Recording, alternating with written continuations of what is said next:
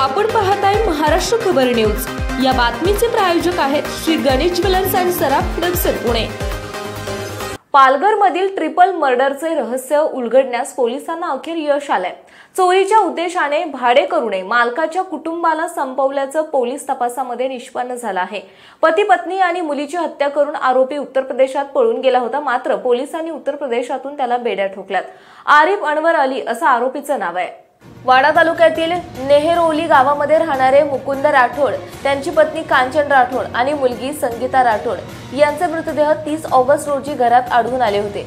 या हत्याकांडामुळे पालघर जिल्ह्यात एकच खळबळ उडाली। राठोड यांचा मुलगा राजकोट येथे व्यवसायानिमित्त राहतो।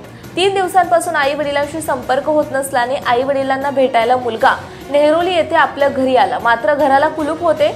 मुलाने कुलूप तोडून आत प्रवेश केला असता त्याच्या पायाखालची जमीनच सरकली।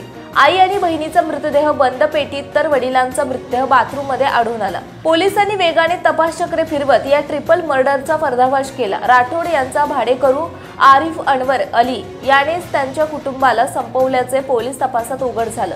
राठोड यांच्याकडे पैसे असतील असे समजून चोरीच्या उद्देशाने आरिफने डोक्यात हातोडा घालून तिघांची हत्या केली। त्यानंतर घरातील 4 चांदीचे कॉइन घेऊन आरोपीने उत्तर प्रदेश गाठले।